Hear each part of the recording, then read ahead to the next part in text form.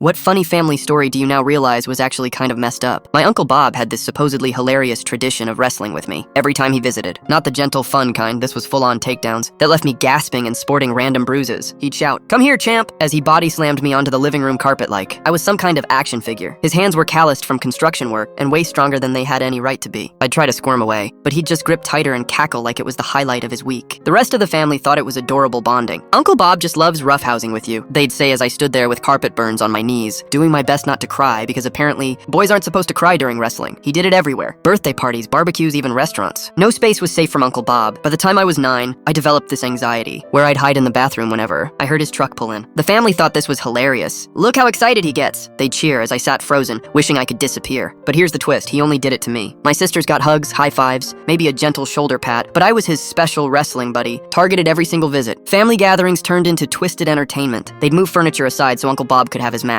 "Don't be a wimp," they scolded when I tried to hide behind my mom. "Your uncle drove all this way." My dad encouraged it too. "This will toughen you up. Boys need to learn to fight," he'd say, as if my fear was a personal flaw. The worst was my 8th birthday. Uncle Bob arrived late, saw me across the yard, and charged like a linebacker. I panicked and tried to climb the fence, only to get tackled halfway up into my mom's flower bed. I cried, from fear, not just pain, and the family laughed harder. "Drama queen," my aunt called, filming the whole thing. "Boys will be boys." This continued until I was 13 and finally big enough to fight back. I actually punched him in the stomach during one of his surprise attacks. He got offended and told my parents I was becoming aggressive and disrespectful. My dad lectured me on respecting elders and how family shows love differently, making me feel guilty for defending myself against someone leaving actual bruises. The damage wasn't just physical. I developed anxiety around physical contact. Teammates noticed. Friends asked why I flinched at a simple pat on the back. I couldn't explain it without sounding insane. Last month at a family reunion, my cousin Derek brought up those precious wrestling sessions with Uncle Bob, who passed away 3 years ago. Everyone laughed about how I used to overreact. Remember how he'd practically hide under tables like Bob was going to murder him? Someone joked. I just sat there stomach twisting. Then my youngest cousin Tyler, 14, spoke up. "Actually, that wasn't normal. Bob left bruises on me every time too. I was scared he'd do it to me just like you." Silence fell. The room went quiet. Ice clinking, phones buzzing, nobody had ever admitted it. Uncle Bob's roughhousing wasn't love. It was trauma, normalized as fun for years. Tyler added, "I used to have nightmares about those matches. I thought that was just how you grew up, random adults hurting you," and everyone laughed. It hit me like a truck. This wasn't just me. The special wrestling wasn't affection. It was violence everyone learned to tolerate, disguised as family love.